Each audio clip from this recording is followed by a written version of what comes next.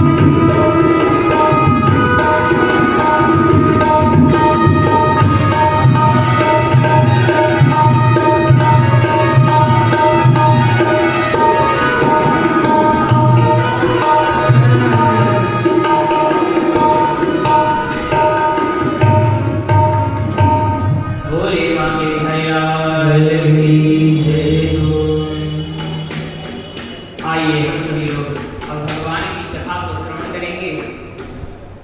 सबसे पूर्व आज हम विराजमान हैं उस व्यास मंच के व्यास मंच से श्री गुरुदेव भगवान को प्रणाम करते हैं, जिसके सानिध्य में आज हम इस व्यास मंच पर विराजमान हुए। गुरुदेव भगवान को कोटि कोटि प्रणाम।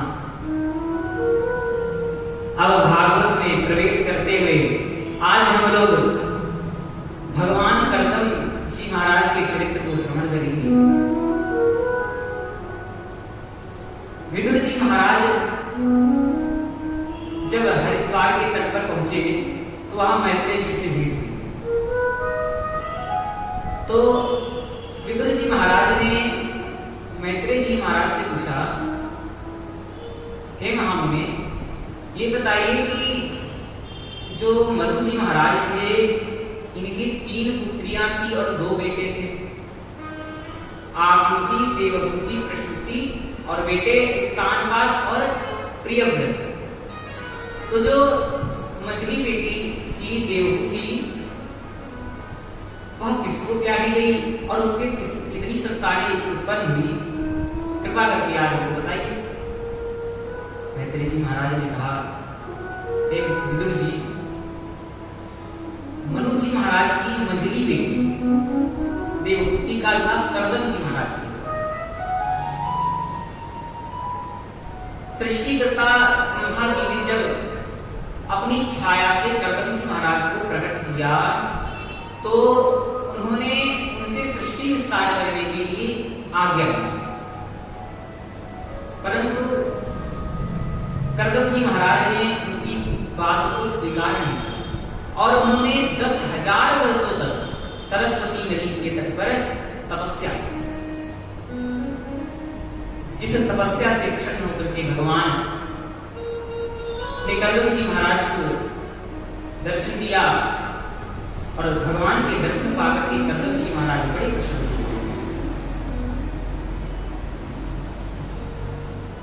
कर्दम जी महाराज कहने लगे, भगवान, मैंने आपके चरण कमलों की प्रार्थना की, इसलिए क्योंकि हमको एक सुशीलवती कन्या गृहस्थ पालन करने के लिए। भगवान ने कहा, कर्दम, तुम जिस कार्य के लिए तुमने तपस्या की है वह मैंने पहले से ही व्यवस्थित कर रखी। ब्रह्मा जी ने सबसे पहले मनु जी महाराज को उत्पन्न किया। तो मनु जी महाराज की मझली बेटी जो देवभूति ना, वो उसका विवाह आपसे करवाने के लिए आपके आश्रम पर परसों आएंगे, ऐसा कर्दम जी से भगवान ने कहा। और भगवान ने कहा कि उससे आपको 9 पुत्रियां होंगी। मैं भी आपके घर में अपने अंश कला रूप से प्रकट होगा और सांख्य शास्त्र का उपदेश करूंगा, शास्त्र शास्त्र का उपदेश करूंगा। कर्दम जी महाराज बड़े प्रसन्न हो। अब कर्दम जी महाराज ने सोचा, जल्दी जल्दी ब्याह करो और भगवान जी हमारे घर में आएंगे और मुझे शांति शास्त्र का उपदेश करेंगे।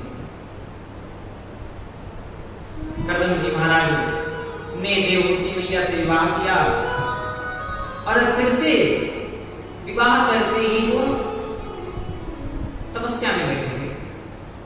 जब तपस्या में बैठ गए तो मैया देवभूति भी जितना अपना श्रृंगार विवाह में धारण किया था, सभी आभूषणों को निकाल करके वो भी पति धर्म में लग गई। कई वर्षों व्यतीत जब कर्दम जी महाराज की तपस्या हो गई, पूर्ण हो गई, तो कर्दम जी महाराज ने मैया देवभूति को देखा अपने पास में। मैया देवभूति को देख करके बड़े ही प्रसन्न हुए, गदगद हो गए। अरे देवी, आप के पिता तो इतने बड़े राजा हैं और आप अपने पिता के घर में राजघाट से रहती थी और आज मेरे साथ में आप आभूषणों को उतार करके पति धर्म की सेवा कर रही हैं। मैया देवभूति ने कहा, प्रभु, पति धर्म का सेवा करना ही पत्नी के लिए सर्वश्रेष्ठ माना है। इसलिए मैंने कोई बहुत बड़ा उपकार नहीं किया, ये तो मेरा कर्तव्य था, इसलिए मैंने जो कर्तव्य मेरा था वो मैंने कर दिया। कर्दम जी महाराज बड़े प्रसन्न हुए और मैया देवहूति से कहा, देवी क्या मांगना चाहती हैं? जो कुछ आज तुम मांग लो, मैं सब कुछ देने को तुम्हें तैयार हूं। मैया देवहूति ने कहा, प्रभु हम सदगृहस्थ हैं, इसलिए हम एक संतान चाहते हैं। कर्दम जी महाराज ने हाथ में जल लिया और जल लेकर जैसे ही उस जल को पृथ्वी पर छोड़ा, एक दिव्य विमान प्रकट हुआ। उस दिव्य विमान को ब्राह्मण लोग, कथावाचक लोग काम विमान के नाम से ही कहते हैं। तो उस काम विमान को प्रकट किया, जहां कामना करो वहां पहुंचा देना, डीजल पेट्रोल की आवश्यकता ही नहीं।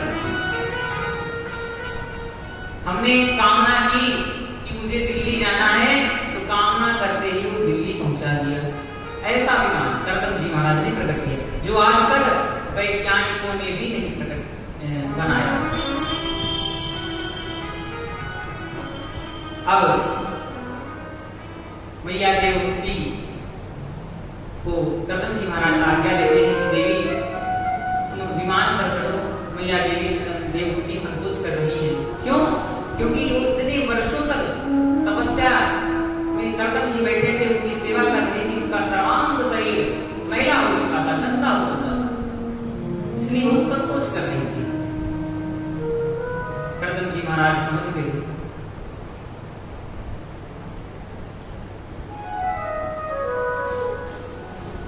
कर्दम जी महाराज समझ गए। कर्दम जी महाराज ने कहा, देवी निमज्यास्मिन् हृदये वीडु विमान विदमाघ, आप सरोवर में जाइए और स्नान कीजिए। प्यारे भक्तों, जैसे ही मैया देवहूति उस सरोवर में प्रवेश करने लगी कि शतानि दश कन्यका, 1000 कन्याएं वहां पर प्रकट हो गई और उन कन्याओं ने मैया देवहूति को घुटन लगा करके खूब प्यार से स्नान कराया। मैया देवहूति बहुत दिनों से भूखी थी। मैया देवहूति को भूख से निवृत्त किया और उसके बाद में दोनों पति पत्नी मिलकर के काम विमान में यात्रा की। कालांतर में उन्होंने 9 बेटियों को उत्पन्न किया।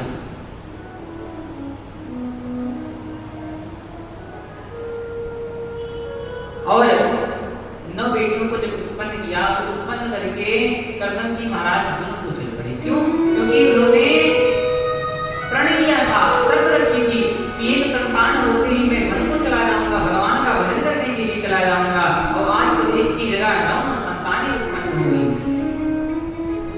कर्दम जी महाराज कह रहे हैं अब अपने राम किसने वाले नहीं, अब चल रहे हैं। पर मैया देवहूति कर्दम जी महाराज के चरण पकड़ लेती है, कहती है, प्रभु आपने जो 9 बेटियों को उत्पन्न किया है, इनका शादी ब्याह कौन करेगा? मेरे तो बस की बात नहीं कि सबके वहां रिश्ता ढूंढने के लिए मैं जाऊं। इसलिए आप, और जब ये 9 कन्याएं अपने ससुराल चली जाएंगी तो मेरी देखभाल कौन करेगा? कर्दम जी महाराज को याद आ गया कि भगवान ने कहा था मैं तुम्हारा पुत्र बन करके आऊंगा।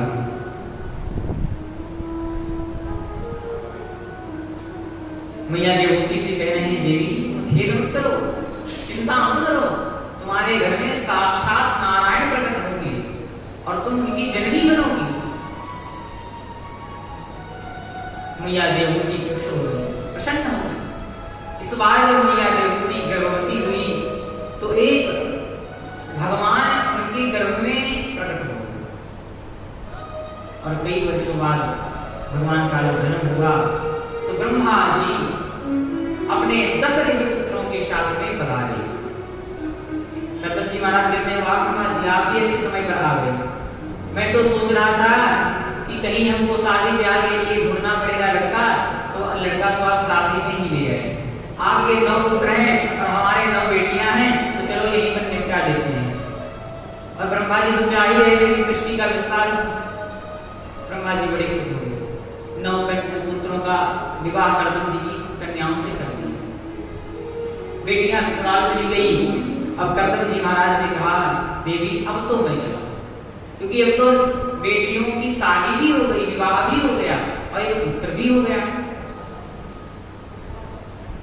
अब मैं चला। कर्दम जी महाराज उनको चले गए और अब आश्रम में 2 ही लोग बचे। कौन कौन? एक तो भगवान कपिल और एक तो मैया देवहूति। मैया देवहूति अब भगवान से प्रश्न कर रही क्या कि प्रभु मेरा जो जीवन है ये इंद्रिय सुखों में निर्वाह हो गया है, मैंने अपने जीवन में कोई भी पुण्य कार्य इतना नहीं किया है, इसलिए मैं, और मेरे पास सुख की तो कोई कमी नहीं थी। जिसके पास कर्दम जी महाराज जैसे पति और अनुसुईया जैसी बेटियां, भृगु जी महाराज जैसे दामाद, उनके पास कौन सी कमी होगी? तो मैया देवहूति कहती हैं कि मेरे पास कोई कमी नहीं, परंतु फिर भी मेरा अभी हृदय जो है ना ये बहुत असंतुष्ट है, अभी मुझे तृप्ति नहीं हुई है। भगवान कभी कहते हैं मैया चिंता मत करो, सारी व्यथाओं का जड़ है मन, मन ही सबको परेशान करता है, मन ही 10 इंद्रियों पर थोड़ी थोड़ी देर बैठ करके चला जाता है, सभी 10 इंद्रियों को परेशान करता है। जैसे एक भंवर होता है, भंवरा, इसको हम लोग भंवरा बोलते हैं, तो वो एक पुष्प पर जाता है तो पुष्प में अल्प रस रहता है, थोड़ा रस रहता है, इसलिए थोड़ी देर बैठता है और रस चूसता है फिर उड़ जाता है। क्यों? क्योंकि उसमें थोड़ा रस खर्च नहीं। अब जिसमें भरपूर रस भरा हो, वही भौरा कमल में प्रवेश कर जाए तो कमल में भरपूर रस होता है, तो जब उसमें बैठ जाएगा तो इतना प्रेमांत हो जाता है कि उसे अपने को होश ही नहीं रहता कि मैं कहाँ हूं। और जैसे ही सूर्यास्त होता है कि कमल बंद हो जाता है,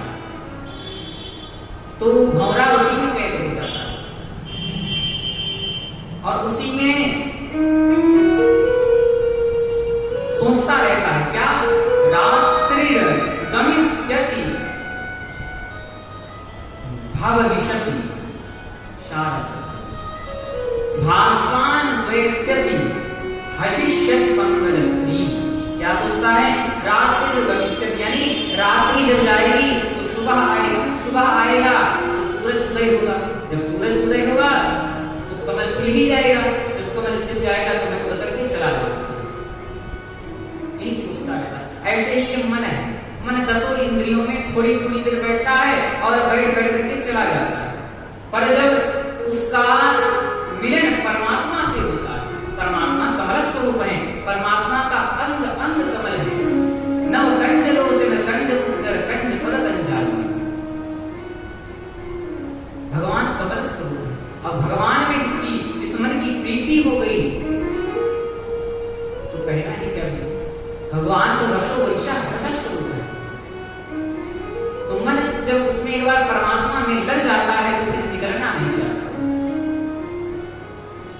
इसीलिए कपिल भगवान मैया देवहूति को यही उपदेश दे रहे हैं कि भगवान से प्रीति करो, भगवान से प्रेम करो, भगवान से नाता जोड़ो। अब नाता कैसे जोड़ो? तो भगवान कपिल कहते हैं कि कोई डायरेक्ट तो भगवान से मिल नहीं सकता, पर उसके जो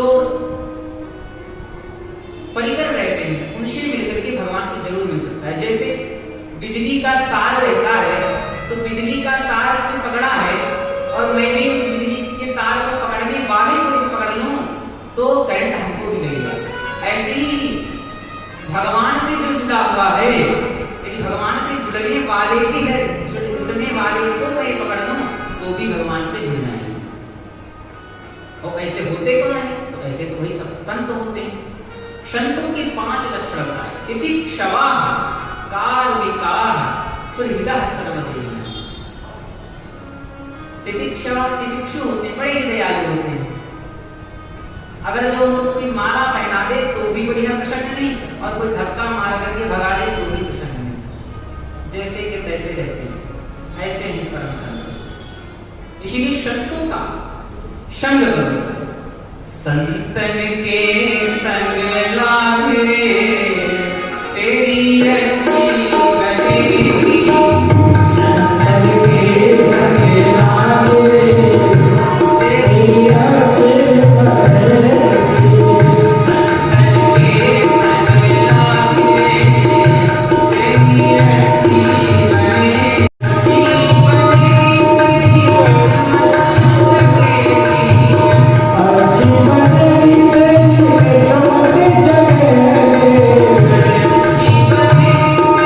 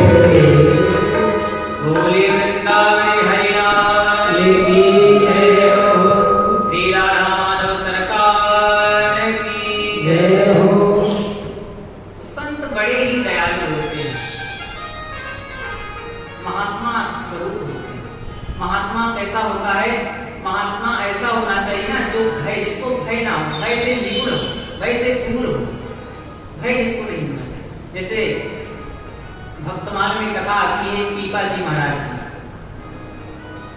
एक गांव में एक सिंह आया करता था, तो सिंह गांव वालों को, जो गांव वालों के आदमी थे, मनुष्य थे, जीव थे, उनको खाता रहता था। तो एक दिन पीपा जी महाराज उस गांव में भिक्षा मांगने के लिए गए। जब भिक्षा मांगने के लिए गए तो जब भिक्षा मांग लिया, उसके बाद वो जंगल की तरफ चल पड़े। जब जंगल की तरफ जाते हुए उन ग्रामवासियों ने देखा तो कहा, अरे बाबा उठ जाओ, कहाँ जा रहे हो, मरना है क्या? अरे वहां बहुत भयानक शेर रहता है। महाराज ने कुछ नहीं कहा। जब उस सिंह के पास गए तो सिंह ने बाबा को देखकर इतनी तेज दहाड़ा, उसका वर्णन नहीं किया जा सकता। क्यों? क्योंकि बहुत तेजी से दहाड़ा। परंतु महात्मा जी डरे नहीं, निडर थे, और उल्टा महात्मा जी ने उसे उपदेश देना प्रारंभ कर दिया। क्या कहा? अरे पशु, इतना पाप कर्म करने के बाद में तू आज पशु बना है, और फिर पाप कर्म करेगा तो और दुर्गति योनि को प्राप्त होगा। इसलिए जैसा है उस काम को छोड़ दे, भगवान का भजन कर। इतना सुनते ही महाराज वो शेर जैसे कुत्ता पूंछ हिलाता है ना, वैसे कुत्ते की तरह पूंछ हिलाता हिलाता पीपा जी महाराज के चरणों में बैठ गया। और पीपा जी महाराज ने क्या किया? रामानंदी तिलक उसके मस्तक पर लगा दिया और कंठी पहना दिया, और उसके कान पकड़ करके गुरु मंत्र दे दिया और कहा, सुनो, अब तुम बाबा बैरागी बन गए हमारे जैसे, अब उस गलत में काम मत करना, नहीं तो अब तो और दुर्गति को प्राप्त होगी। इतना कहते ही शेर चला गया। तो ऐसे ऐसे महात्मा होते हैं जो बिल्कुल लीडर होते हैं। और महात्मा कहते किसे हैं? ऐसे महात्माओं को ही महात्मा कहते हैं। पर महात्मा तो कई प्रकार के होते हैं, क्योंकि जो नकली महात्मा होता है ना, वो असली महात्मा से ज्यादा चमक में रहता है। क्योंकि जो असली हीरा होता है वो नकली, असली हीरा तो ज्यादा चमकता नहीं है, पर नकली हीरा ज्यादा चमकता है। असली की जगह नकली ही ज्यादा सुगंधित होता है। इसी प्रकार से असली संत से नकली संत ज्यादा वेशधारी होते हैं। बहुत सारे माला आभूषणों को पहन लेंगे और खूब नारायण नारायण कहकर पुकारेंगे, लगता है कि उनसे बड़ा कोई संत ही नहीं। तो यही दिव्य ज्ञान उपदेश कपिल देव जी महाराज मैया देवहूति को दे रहे हैं। इसी के आगे कपिल देव जी महाराज ने मैया देवहूति को सांख्य शास्त्र का उपदेश किया, और मैया देवहूति सांख्य शास्त्र का उपदेश सुनकर के तृप्त हो गई, भगवान के भजन की लग गई, उनकी वहीं पर समाधि लग गई। और कपिल देव जी महाराज सागर की, समुद्र की तरफ चल पड़े, और समुद्र की लहरों ने कपिल देव जी महाराज को अपने में समाहित कर लिया। आज वह समुद्र गंगा सागर के नाम से जाना जाता है। मकर संक्रांति में हम लोग वहां पर जाते हैं और खूब मेला लगता है। अब कपिल देव जी महाराज को समुद्र में तृप्त हो गए। बोलिए कपिल देव जी महाराज की जय हो। अब आगे मैत्री जी महाराज प्रसूति नाम की बेटी का वर्णन करते हैं। प्रसूति देवी का विवाह दक्ष प्रजापति के साथ में हुआ था। दक्ष प्रजापति की 16 कन्याएं हैं, जिनमें से 13 कन्याएं धर्म को ब्याही थी, और एक अग्नि को, एक पितरों के राजा जो कहलाते हैं अर्यमा, उनको ब्याही थी, और एक सबसे छोटी बेटी भोले भंडारी को ब्याही गई। तो जो अग्नि को ब्याही गई थी उसका नाम था स्वाहा, और जो पितरों की राजा अर्यमा को ब्याही गई थी उसका नाम था स्वधा, और जो भोले शंकर, भोले बाबा को जो ब्याही गई थी सबसे छोटी बेटी सती, उसका नाम था सती। मैत्रेय जी ने कहा, विदुर जी, सती मैया की कोई संतान नहीं, क्योंकि उन्होंने अपना देह अग्नि में भस्म कर दिया था। अब विदुर जी महाराज ने चौंक करके पूछा, क्यों, ऐसा कैसे हुआ? भोले शंकर तो परम कल्याणकारी हैं, शिव का अर्थ ही कल्याण होता है, तो ऐसा कैसे हुआ? पूरा विस्तार से थोड़ा सुनाइए। मैत्रेय जी महाराज कहते हैं, ब्रह्मा जी ने उनको प्रजापति बना दिया, दक्ष को प्रजापति घोषित कर दिया, और उसी की खुशी में बहुत दिव्य राजसभा लगाई गई। उसमें दूर दूर से ऋषिगण आए, देवता भी आए, भगवान शंकर, विष्णु महेश, ब्रह्मा विष्णु महेश तीनों देवता बुलाए।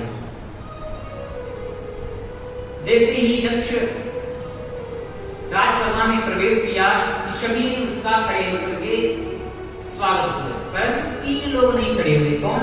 ब्रह्मा विष्णु महेश। क्यों नहीं खड़े हुए? क्योंकि दक्ष से तो भाई श्रेष्ठ है, भगवान की पदवी पर थे, इसलिए वो नहीं खड़े हुए। पर ब्रह्मा को और विष्णु को तो कुछ नहीं कहा, पर शंकर के ऊपर चिढ़ बैठा। क्यों? क्योंकि वो तो उसका दामाद था। इसलिए दक्ष महाराज भोले बाबा पर बहुत चिढ़ बैठे। क्या कहेंगे कि ये कैसा देवता है, देवों का देव महादेव कहलाता है, और आज राजसभा में ही नहीं खड़ा हुआ, राजाओं का सम्मान करना ही नहीं जानता है। अरे कोई विद्वानों के बीच में बैठता तो विद्वत्ता आती, ज्ञानियों के बीच में बैठा तो ज्ञानवत्ता आती, परंतु ये तो भूत प्रेतों के बीच में बैठा है, तो ऐसे भूत प्रेतों के संग में रहने वाले देव कैसे महादेव बन सकते? खूब असत्य कहे, परंतु भोले बाबा ने कुछ भी नहीं कहा। अब दक्ष को तो और गुस्सा आया। जब गुस्सा आया तो दक्ष प्रजापति ने भोले बाबा को ही श्राप दिया,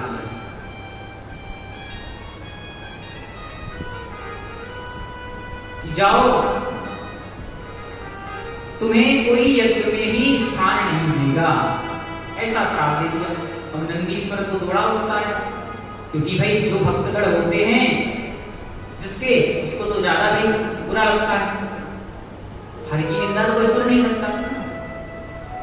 हरि हरि निंदा सुनहि जो काना, हरि हरि निंदा सुनहि जो काना, हरि हरि निंदा सुनहि जो काना, हरि हरि निंदा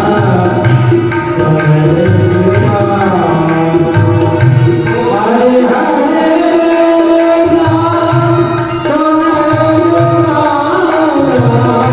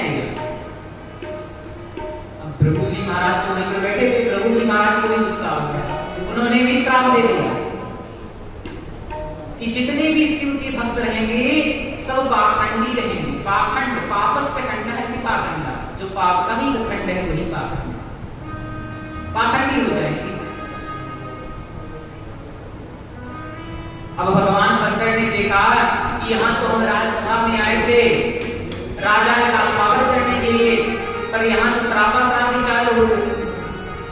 अब यहाँ से जाना ही उचित होगा। भगवान शंकर अपनी पूरी मंडली के साथ में अपने कैलाश पर्वत को चले, परंतु अभी दक्ष का गुस्सा समाप्त नहीं हुआ। इसके अंदर अभी भी क्रोध है, क्योंकि दक्ष अपने अहंकार में इतना डूब गया था कि उसको अपने का होश नहीं हुआ कि मैं क्या कर रहा हूं, क्या नहीं कर रहा हूं। पहली बार जब दक्ष प्रजापति ने यज्ञ किया तो उसने सभी देवताओं को बुलाया, परंतु भोले बाबा को और मैया सती को नहीं, क्योंकि उनसे तो ज्यादा क्रोध था। कोई बात नहीं। जब मैया सती ने देखा कि सभी देवगण ऋषि मुनि अपने विमान पर